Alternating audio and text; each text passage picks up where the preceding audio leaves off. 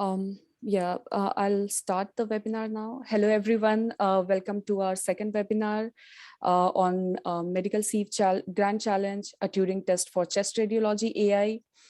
I'm Shalja, the webinar officer of MICCAI Student Board, and I'll be the moderator of today's webinar along with Camila Gonzalez, the president of MICCAI Student Board.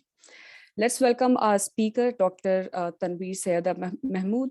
Dr. Tanveer is an IBM fellow and the leader for the MICCAI Sieve Radiology Grand Challenge project at IBM. She graduated with a PhD from the MIT AI lab. Her research interest has been in the area of computer vision, image and video database with its application to medical image analysis. She has chaired many conferences, including CVPR, MICCAI, ISB, and HSPI. She is the recipient of key innovation awards at IBM, including the highest technical honor at IBM. Today, she will be talking about the large multidisciplinary grand challenge data science of passing the Turing test in chest radiology. Before giving the floor to our speaker, I would like to give a short presentation on MICCAI Student Board, and I'll share the screen now.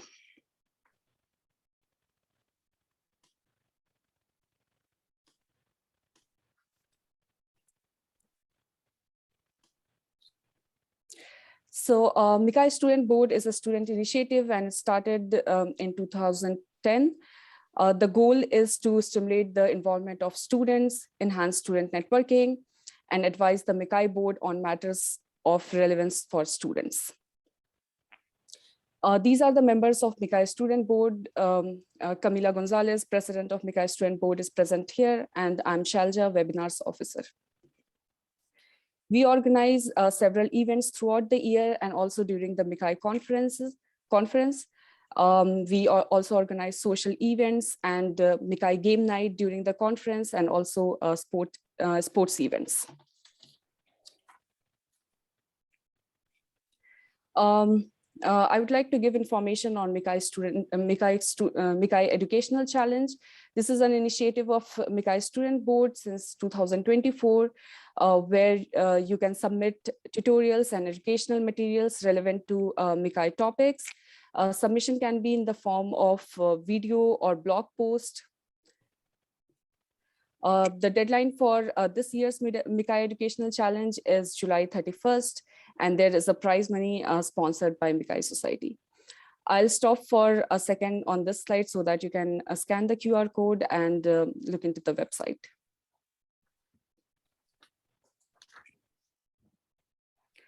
I would also like to give information about another webinar series jointly organized by MICCAI SIG for challenges and MICCAI Student Board.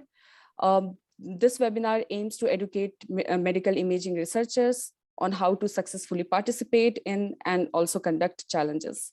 The first webinar will be on the topic of how to win a challenge, and these are our invited speakers. So I'll again wait for a second so that you can scan the QR code to get more information.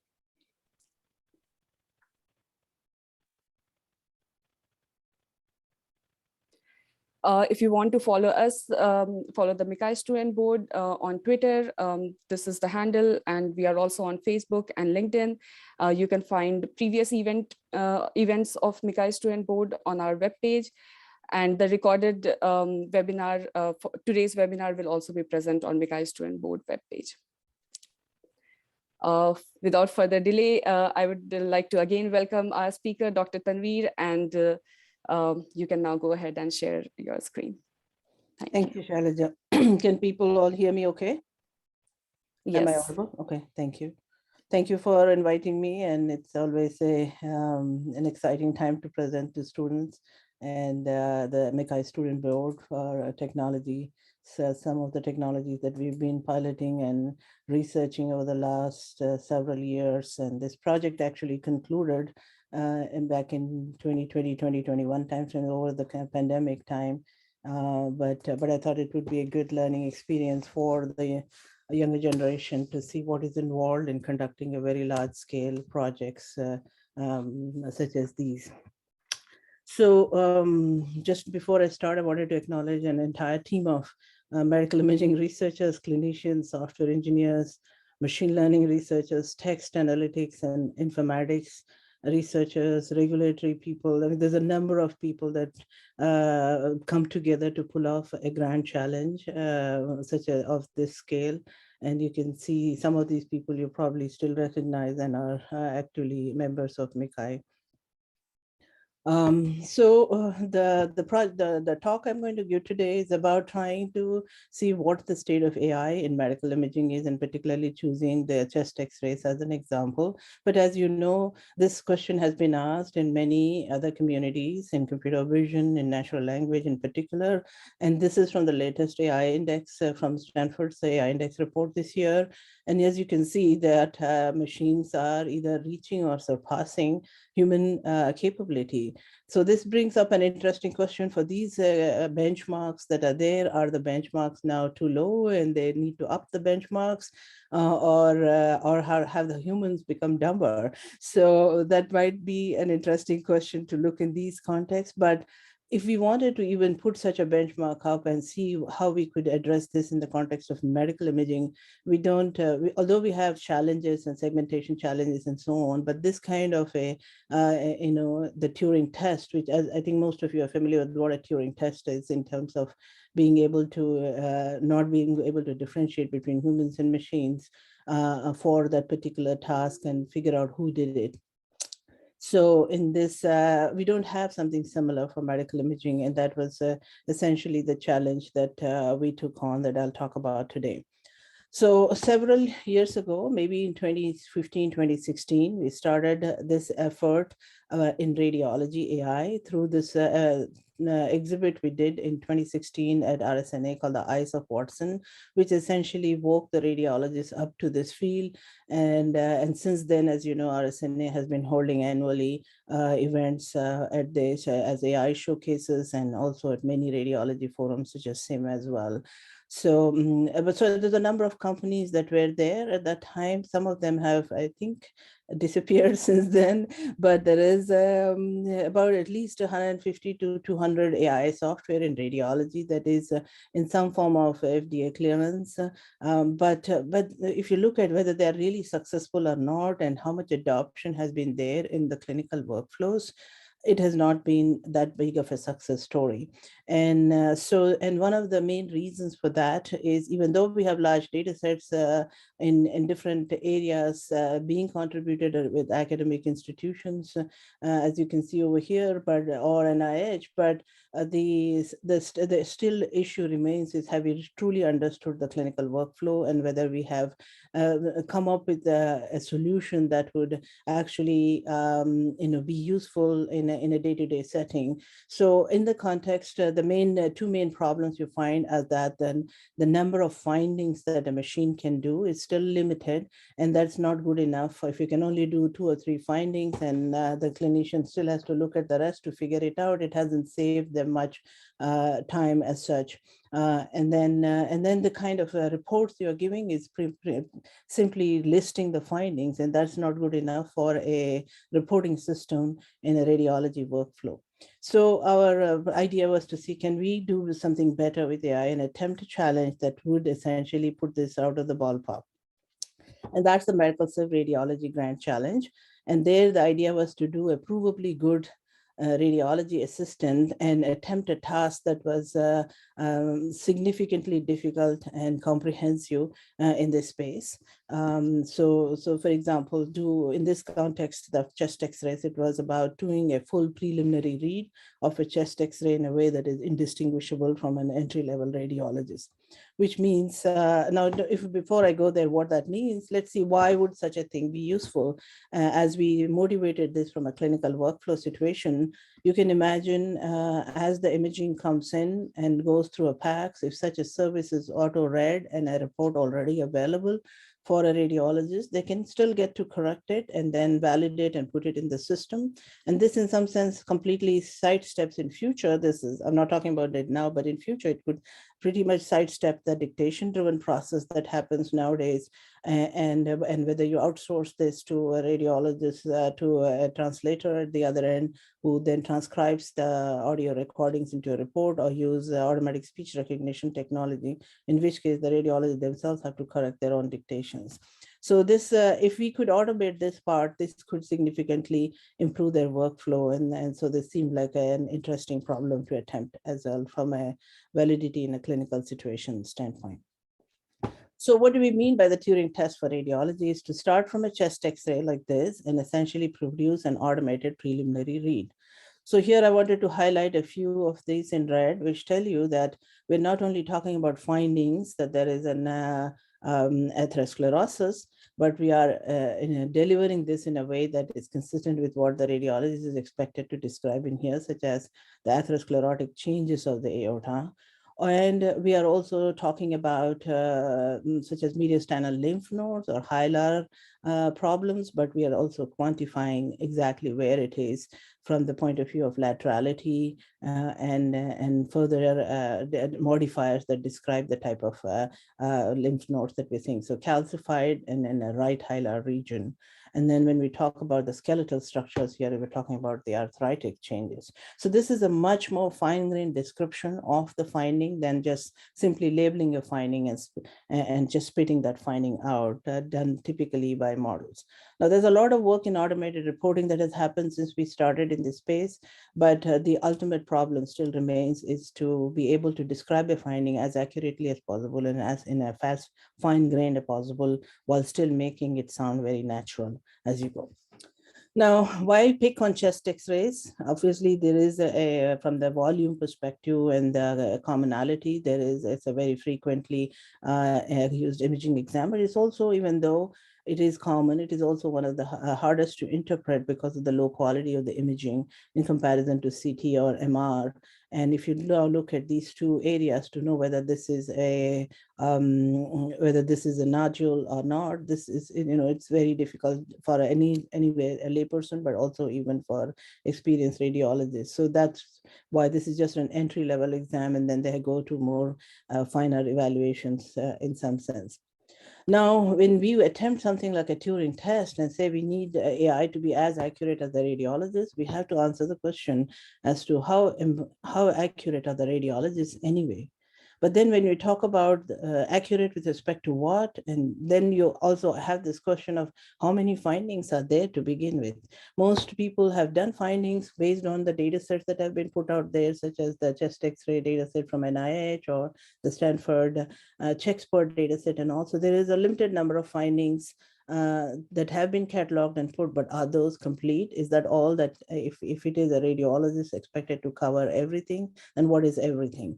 And it turns out that even in the medical literature, there is no full catalog of all possible findings, particularly when you come to this kind of fine-grainedness as such. So developing a list of such findings itself is an important problem to solve. And then when you look at seeing how good are the radiologists, the experiments haven't been done to even get the benchmark for how good the radiologists themselves are. And so setting up such benchmarks again becomes a problem.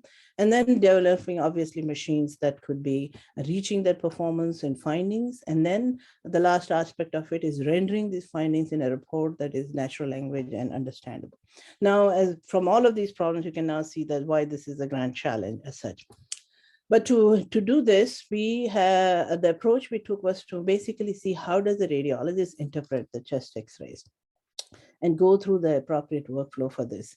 So if you look at and ask a radiologist how they do, they first make sure that this is diagnostically qualified to interpret and there are no technical assessment issues such as, and as you can see, orientation issues or the itself not being in the frame, or there is under expansions, over expansions, resolution issues. So there's a variety of technical assessment issues that themselves need to be cataloged. Once we know that, then they would need to know whether this is an AP or PA, frontal or lateral. So from a viewpoint and point assessments, because this will basically set up the bias for if we know that this is an AP portable or AP chest X-ray, the patient is already in the patient settings. So there is a high probability of some of the common problems seen. So this can set up a bias towards some of the findings. One of the common tasks that a radiologist does is interpret to see where the lines and tubes are, because for inpatient settings, they're inserting food tubes or breathing tubes and so on. So there's a variety of tubes and lines that will be visible, and they have to describe and not only describe what is present, but also whether they're properly positioned. So in this case, you can see that the NG tube is not in the place where it should have been.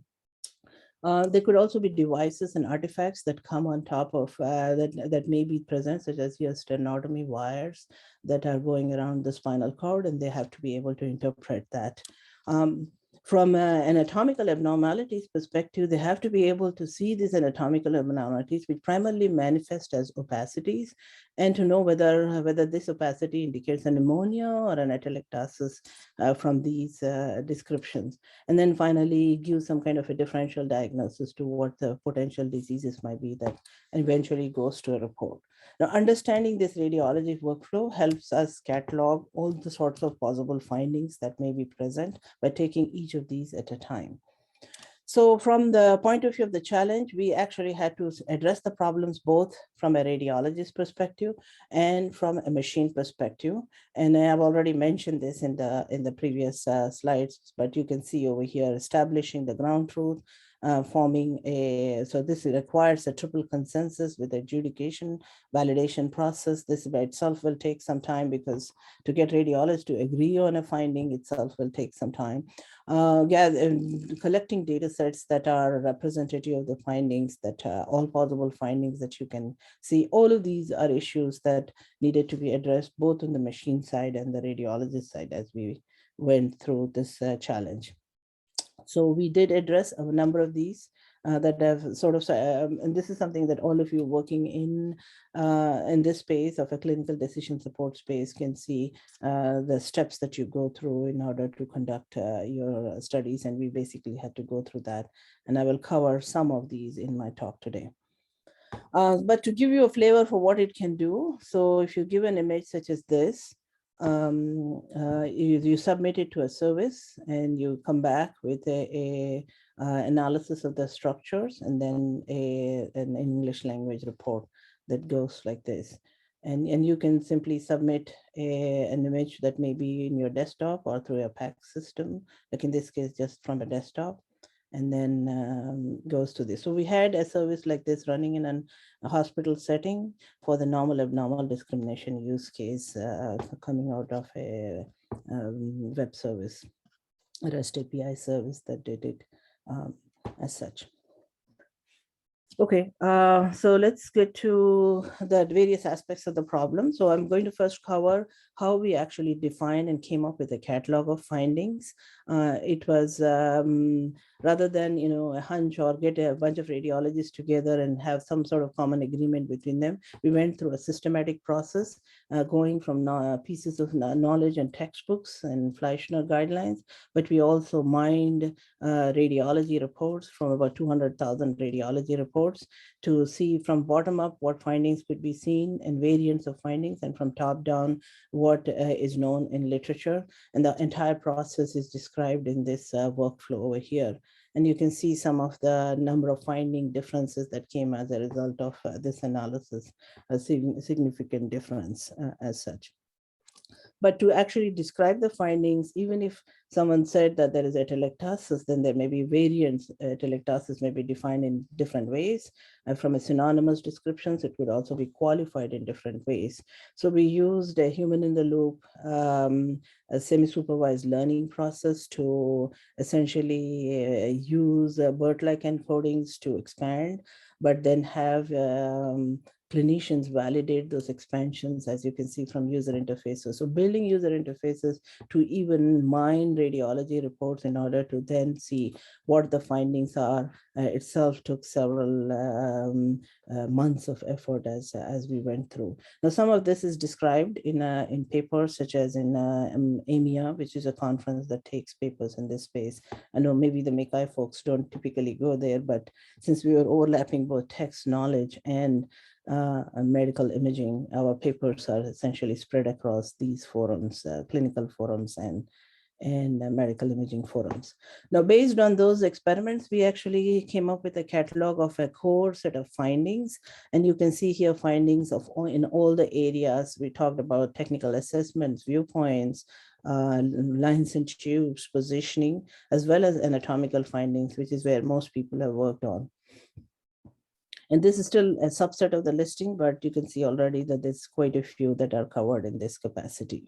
But when you go to detailed findings, there is breakdown of these at the next level, such as if you talk about fractures, whether it is a clavicle fracture or a rib fracture, or a sternum fracture and so on, that further distinguishes, and that becomes the next level breakdown. And then to know whether this is on the left or the right side, and whether that is severe, that becomes another fine-grained description as we go.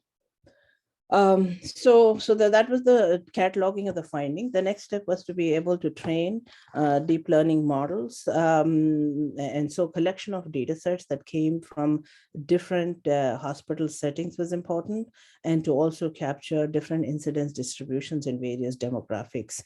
And we also wanted to make sure that while we train our models on through sampling criteria that form similar incidence distributions for trained test validate sets, we needed to be prepared for testing in field data sets that had very different incidence distributions. And as it turned out, the Turing test was conducted on a data set that had different incidence distribution in comparison to the training set that was used by the collection of patients in here. The details of these are given here. We also have an international data set in the mix.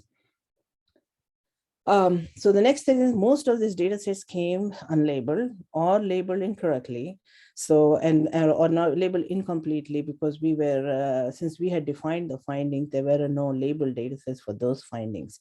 So our next biggest problem was to be able to label these data sets. And our first effort was to actually get a mechanical Turk-like setup for clinicians and have annotation tools that do this. I know V7 and other tools are now available, but at that time we built our own tooling and delivered it to radiologists around the country. About 45 radiologists participated in the annotation experiments.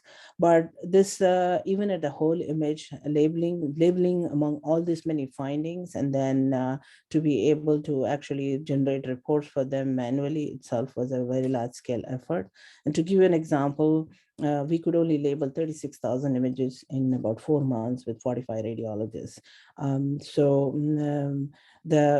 Obviously we had more than 500,000 reports and imaging, and how would one essentially label those would become an issue as such. So in the end, what we came up with is a solution that actually significantly spread up the labeling effort, as you can see from this table. So the way we did that was to first do a coarse NLP pipeline using the lexicon. So one of the advantages of building the findings and cataloging was to form a lexicon that showed for each finding what the different variants of expressions that describe the findings are, and what equivalent terms mean the same finding, and so on. So with that lexicon, it became possible to now spot variants of the finding descriptions in text, and to get some very coarse level finding and such. And in fact, we evaluated this on a set of reports from both Indiana and NIH, which are public collections. And you can see the performance there. And this also appeared in EMEA in 2020 or so. And you can see the kind of information that is extracted from the finding, and a pattern by which it is described that tells you how that it is an anatomical finding, but it's a negative finding of consolidation and so on. So we came up with a language to describe the finding, whether it's a positive or a negative finding, and what type of finding it is, by going into the steps of the radiology workflow. The performance of these finding detectors was pretty good. And as you can see over here, first of all, the coverage of the findings in comparison to the Chexpert labels is much larger, but also how does it compare to Chexpert is something that's also seen over here as such from the F1 scores. So once we get the coarse grain findings, we also need fine grain descriptions, as I said, in order to generate the reports. So for that one, the fine-grained descriptions needed to cover a variety of modifiers. So coming up with what modifiers are actually used to describe these findings in reports and cataloging all of them again took some time. But in the end, we chose about 17 modifiers that describe the findings.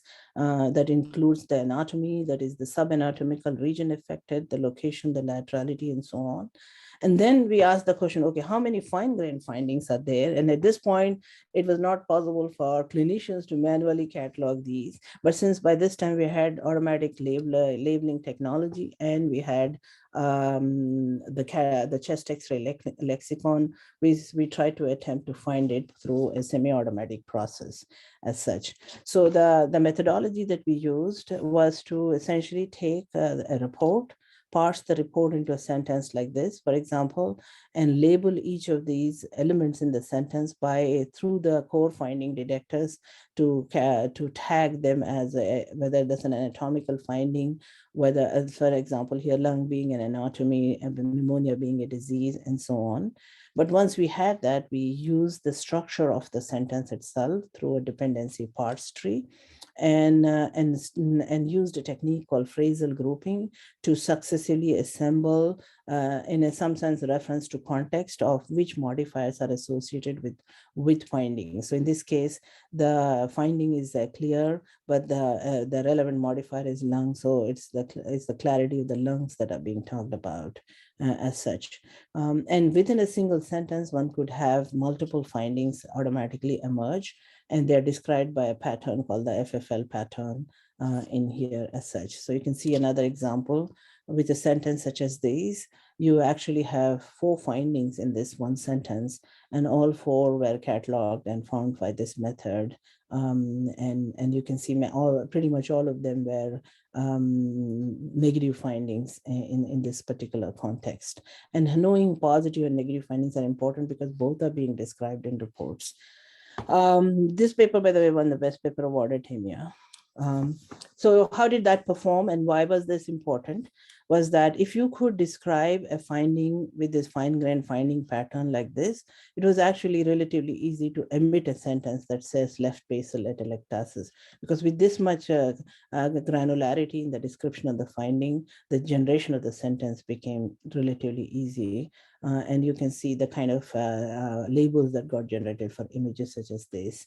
We actually evaluated this method in isolation on reports and the fine-grained labels, and we found that the reference to context association was pretty good. Only 49 incorrect associations in 5,000 label situations, but then they were but the majority of the errors were negation errors in terms of detecting whether it's a negative or a positive finding, which still remains a challenge in text analytics and current text analytics methods.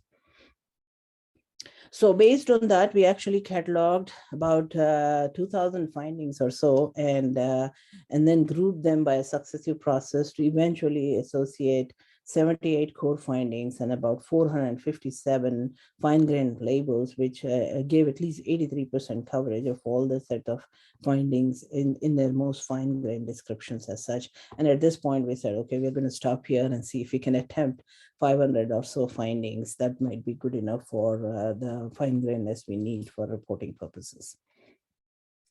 And the overall cataloging of this is shown in here as for different kinds of findings.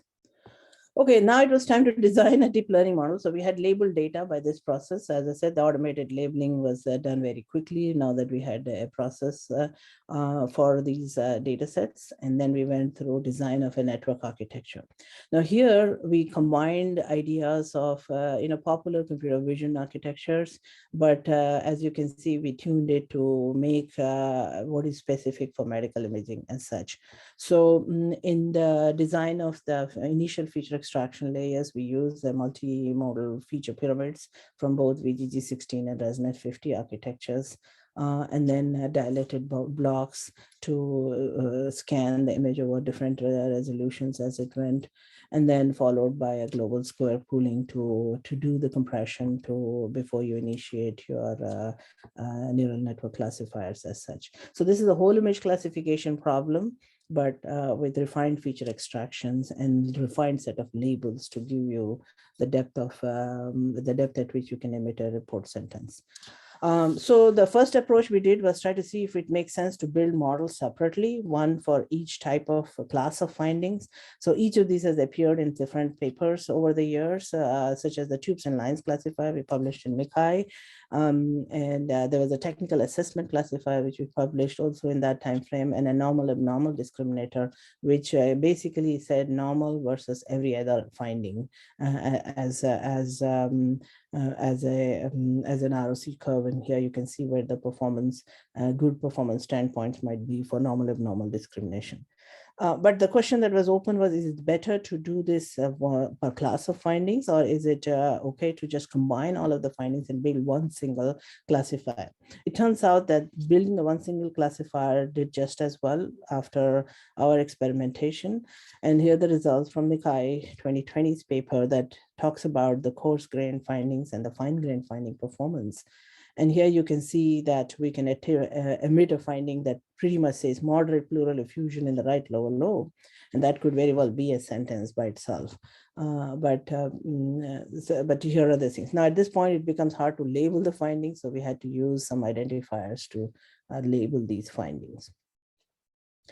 But as you see from here, this was a whole image classification. And we wanted, since we are doing fine grained descriptions, we wanted to be sure that when we say it's in the right lower lobe, the actual finding is in the right lower lobe. Now, one way to do this is possibly to be able to use GradCams and so on, and maybe even GradCams in your loss functions and bring them back to focus.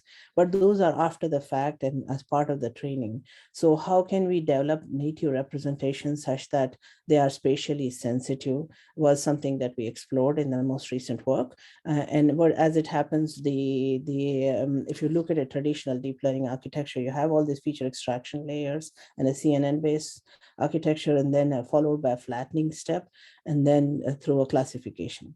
And most people don't realize, but this flattening step actually loses spatial contiguity, and which may be important for some findings. And so you can see over here in our current architecture, when we looked at the global square pooling, different filters that after through this at this level, we're actually looking at different areas of interest. And we felt that if we could localize and capture the descriptions of these filters as when projected back as feature maps, we might be able to better capture the spatial locality. So the idea was to basically take each of the feature maps and encode it through an autoencoder, and then put them, arrange them. So instead of flattening by simply compressing them along one dimension or the other, we basically systematically place each filter's auto-encoded features in a feature vector, and then form this as a combined feature vector that captures the spatial contiguity of the features as well. Now, with that change, we actually were able to bump up the performance. Just to give you why that happens, here's an example with CFAR10 data for the feature maps that result from CFAR10 in ResNet 50 architecture. And if you look at the feature vector that went into the classifier, it looks like this.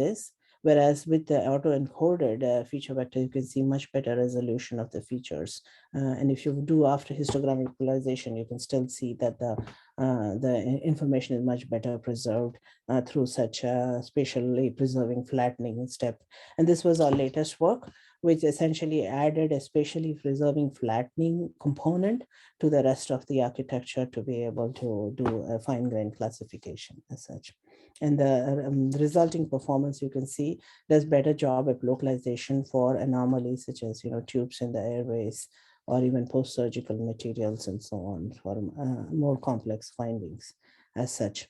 And there was, again, an improvement in overall performance for the core findings in comparison to the previous work reported in MICCAI. And this is from ISB this year. Okay, so now that we've got the findings, core findings as such, we now want to get to the report generation stage. And in this particular case, as you know, there's a lot of work in this area. In fact, I reviewed so many papers at MICCAI this year on this particular topic, and the majority approaches use transformers. and even when they're driven by knowledge, there is essentially a visual component and then a language translation component, and that's the popular way to do it.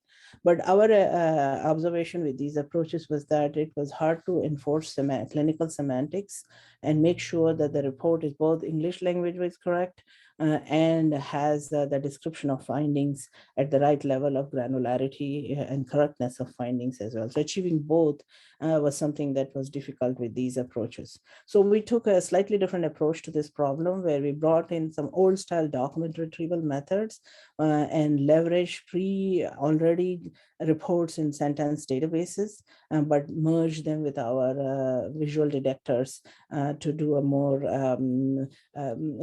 fine-grained analysis. So at a very high level, this would, the coarse-grained findings would give you an elevated hemidiaphragm, followed by fine-grained findings, which will give you elevated right hemidiaphragm mild. And then this will index into a database of sentences to pull in relevant sentences from which fragments will be taken to form a full sentence. So in this case, the fragment that said was the right hemidiaphragm is mildly dilated. And similarly for these sort of things. So this is a very different approach from the existing approaches to automated report generation. So start from a prior report, extract these fine-grained labels from such reports to form these FFL patterns, and then reverse index to form a database of sentences cross-referenced by the FFL patterns, and have such ranked lists put in databases, and then given a chest X-ray at inference time, learn the fine-grained labels, use the predicted FFL vector to index into the database, and use a document retrieval-like approach to get retained sentences from which you form the report as such. So with that, we actually evaluated the method, although the best way to evaluate this is from clinical guidelines. In this particular context, to stay with the current literature, we use the same methodologies that others evaluate for reports, such as the blue score or the rouge scores. And at that point, the score in 2020 was, I think, one of the highest. I don't know whether these scores have changed since the last 2 years, but it'll be, I think in one of these areas, they may have improved, but going across the board for the various scores, this still probably represents the best performing report sentence generation exercise there. And here are some examples of the quality of the sentence that are generated. But the real proof of the pudding is the eating, as I said. So we'll get to the Turing test to see how whether humans can distinguish who wrote these reports as we go. So once we have done this studies, most work can stop at this point. But since we were attempting a grand challenge, we wanted to make sure that the individual models we developed were good enough for clinical use. And also we had set up the proper benchmarks for doing the Turing study as well. So we'll go to this section next. Quickly going through this. One of the studies we did was at a deployment at Deccan Hospital, which is a hospital in a 600-bed hospital, in which we basically let the system loose for doing a normal abnormal classification of patients, and with the normal definition being as in here.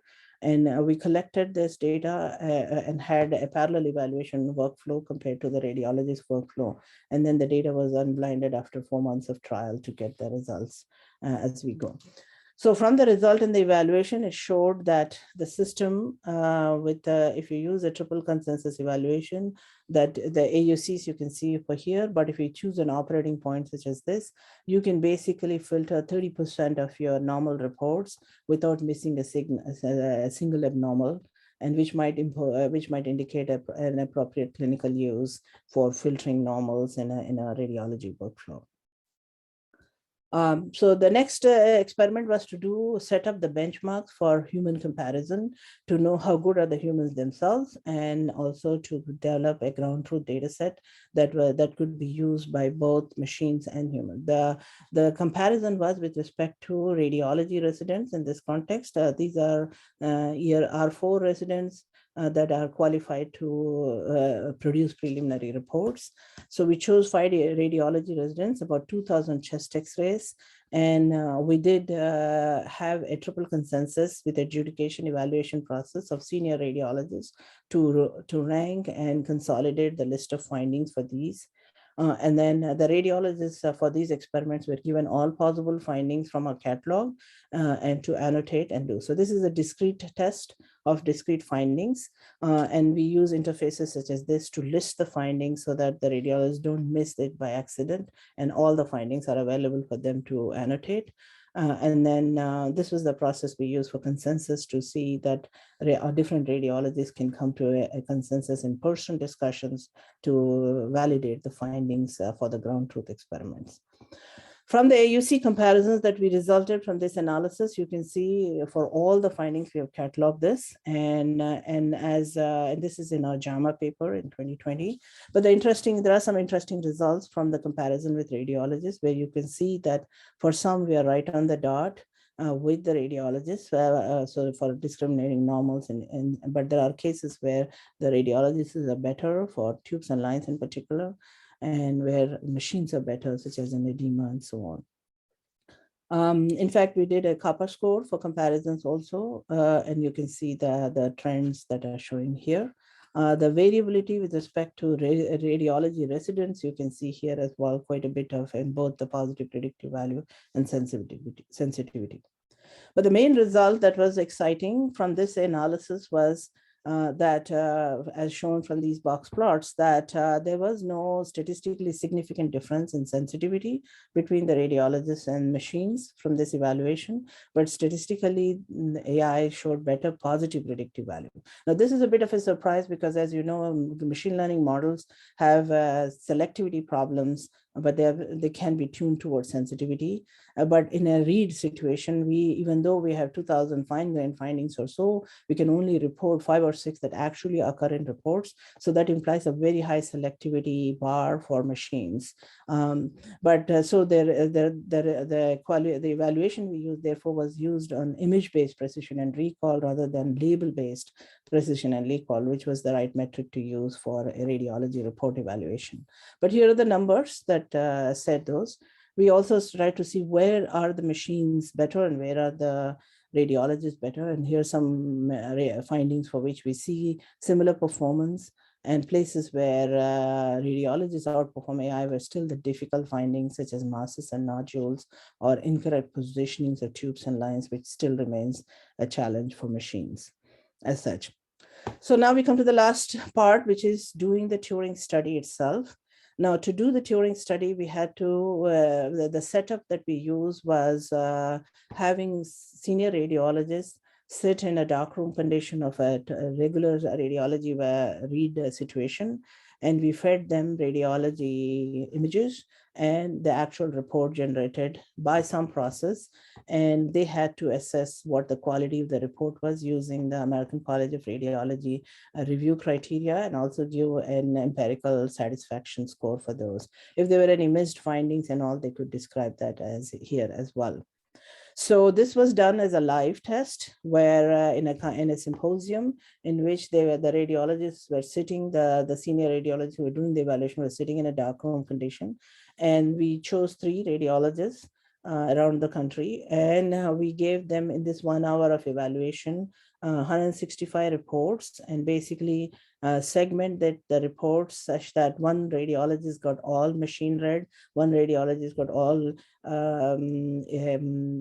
human read, and one radiologist got the mixture, but nobody was told what they got. So they had to basically evaluate independent of that knowledge. And we were watching these scores as they were coming up. As they were doing, the scores kept updating, and it was a very exciting time for us to see whether the scores and the distributions would cross over. So the resulting histogram and the final result for the study showed that the trending was similar for the quality of reports. Thankfully, for both machines and humans, there were more excellent quality reports than poor quality, but there were comparatively, there were more excellent quality reports by machines in here. And then the satisfaction scores, as you can see from here, was higher in the higher ranges for the AI reports, possibly due to the consistency in which a single machine is generating those reports as such. So I think what does this say about where the state of AI is?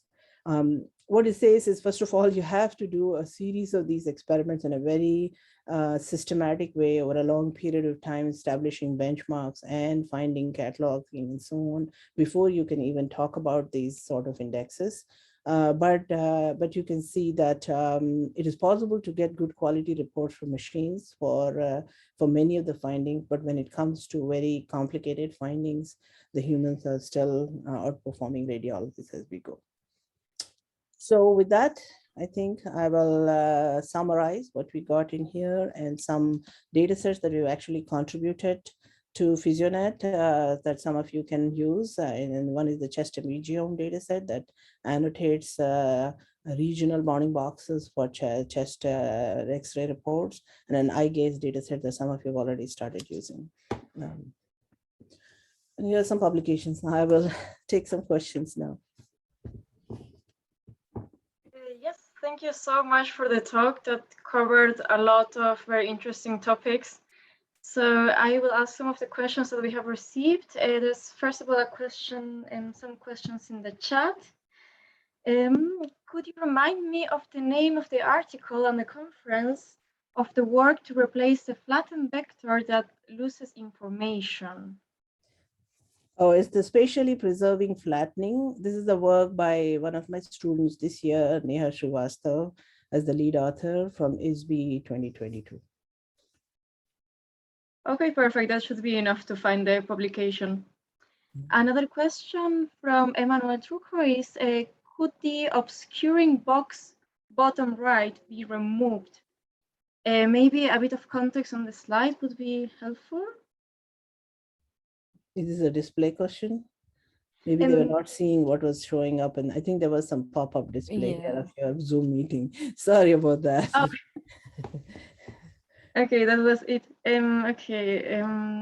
Another question is, you mentioned that the annotation of the images took 4 days and 7 to 8 days with verification. So that was the automatic process. So why was the verification so much quicker than the manual labeling, which took 4 months? Very good question. So the manual labeling took a while because the radiologist had to interpret the image and then had to select among 72 findings score, at least for the course finding, and had to make sure they didn't miss any in order to annotate. And that took a while. So each image annotation took some time, and that added up to that time that you saw there. Now, for the auto annotation effort, the reason it was faster was it was off of radiology reports. So there is a question that the radiology report may not accurately reflect the finding, but when you do this for 200,000 plus reports, the majority of them would be correct. So we would go still with that hypothesis. So the verification process essentially extracted the sentences from the reports that gave rise to the findings. And we just had a sort of an Excel spreadsheet like interface in which they could see the finding catalog and the sentence, and it was very easy for them to mark them as yes or no through that interface. So that's why the verification process ran much quicker than a manual examination of the findings and remembering all the findings and putting them up there. So it's a very, in that sense, whether there was a finding that was missed in the image, we could not. So that's the sensitivity question, but from a specificity point of view, we could gather that. And for the purposes of labeling, since we were optimizing on specificity as well as and reaching a balance of sensitivity, that was sufficient for our labeling purpose. Okay, perfect. Thanks. That was very clear. I move on to the next question, which is, what is the reaction of radiologists to the automatic reports in terms of actual usability in clinics? As for what use, for instance, screening, second opinion under what conditions? Mm-hmm. Yeah, so there are several uses. I showed in a diagram up front how it could potentially be used. So what happens in emergency room is if a radiologist is not available, a resident is actually doing the interpretation and produces a preliminary report, which may very well be wrong. And then when the radiologist comes in, they read the image again and then correct the report. This is the current workflow. what we are thinking of is that if a machine that is qualified to read is sort of deployed. Now, of course, all of this requires FDA clearance and all, and we are still in research land. So one day that would happen. But in this case, the idea would be that you interpret, the machine interprets in a consistent way and produces a preliminary report that's already in a structured report form, because structuring the report itself is another painful process that radiologists go through.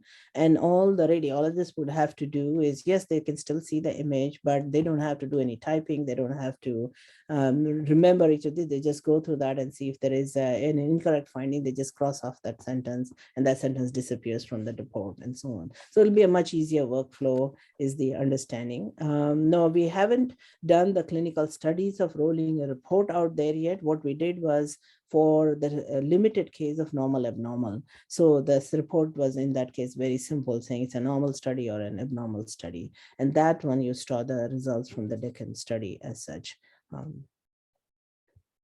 And as far as the real rollout from an actual clinical use, we would need the clearance for that.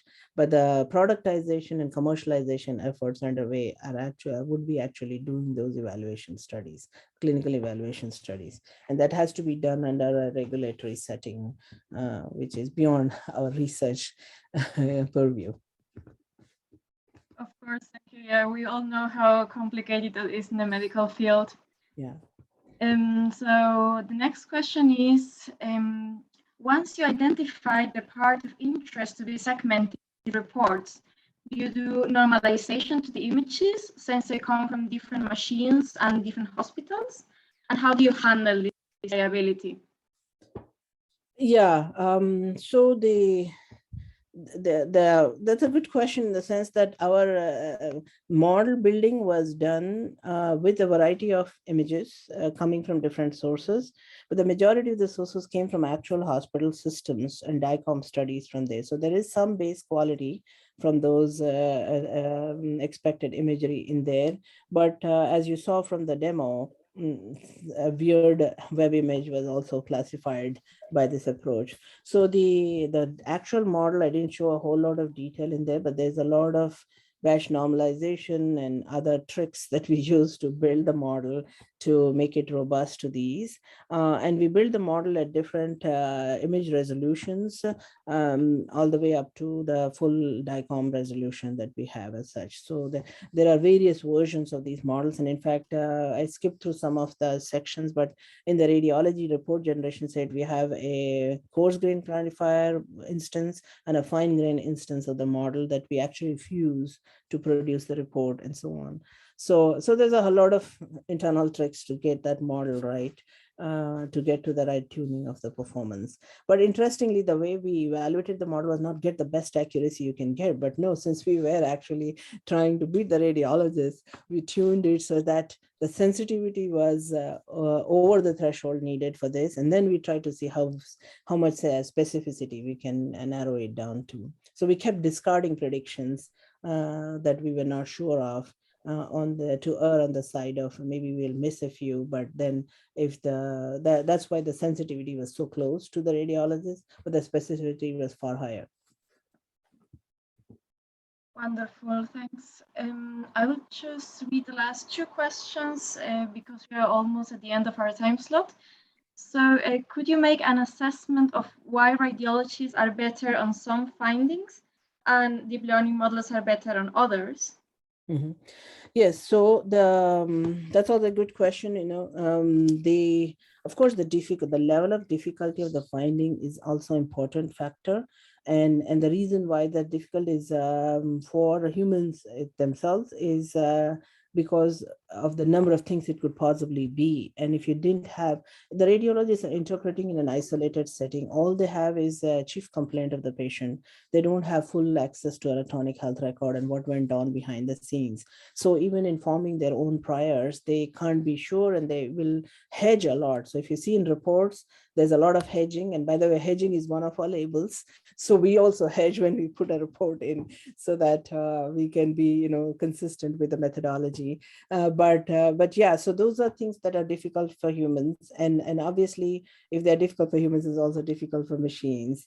But there are some things that are easier for humans but difficult for machines, and part of that is because of a lack of data, if you don't have enough data about some things, and also because the nature of the findings, were like in the case of tubes and lines and placement of tubes and lines, to know that the nasal gastric tube went inside the stomach and not above the stomach or below the stomach requires very deeper analysis of spatial relations. And when you're doing whole image techniques or even regional finding techniques, the feature extractors in the current deep learning networks are not getting to that level of granularity. In fact, most of the GradCam methods of displaying these are very approximate at best, and you're kind of on a loose end there. Like you hope that it works and you show that it works by GradCam, but you can't guarantee that as such.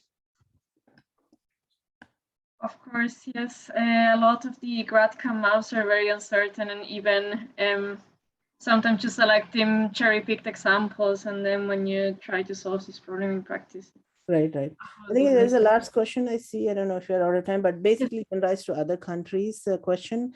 I think that one, as we saw from the Deccan study, the Deccan data set was never used in a model building or any of the experimentation. That was a field data set.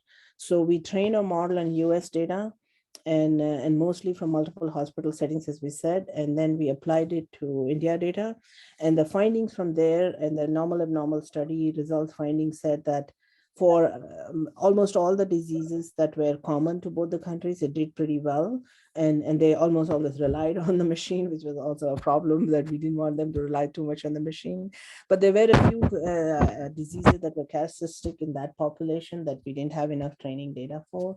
And they said that on those, the machine was not always correct. So we do have tuberculosis and other data sets in our collection. So there is some representation of that demographic population. But in this particular setting, we deliberately removed them for our analysis to see what's the impact from a model generalization standpoint. So overall, the model generalized well enough to satisfy this 30% filtering criteria, but it could be improved by having more data from other countries. Wonderful, thanks. There's also one last question in the Q&A, which is from Rupert Brooks. What are the future steps for this grand challenge work? Yes, so we are going through commercialization efforts. Now, as you may have heard, IBM is divested its healthcare business. So the commercialization efforts would happen through other channels. And if anyone is interested in doing clinical studies with these and all, they can always contact me for this technology licensing and other opportunities. Yeah. The grand challenge was to show a vision of what is possible and to set up a benchmark. And hopefully in future AI indexes, we should see medical imaging data sets and human performance evaluations going up. I didn't see that yet for in the Stanford report or others. So hopefully our community will start doing these efforts as well and establish human benchmarks while doing the machine studies as well. Yes, that would be very exciting. So yes, I will start closing the webinar. I don't know if you have some last words. Otherwise, thank you so much for giving us this talk, which was really interesting. Thank you. I enjoyed talking to your student board. If they have any questions, they can always reach out to me. Thank you again. Thank you, Dr. Tanveer, for taking out time out of your busy schedule and honoring us with our present. I would also like to thank MICCAI Society and MICCAI Student Board for helping us organize this successful event. Thank you, everyone. Have a wonderful rest of the day. Thank you. Bye-bye. Bye. Bye.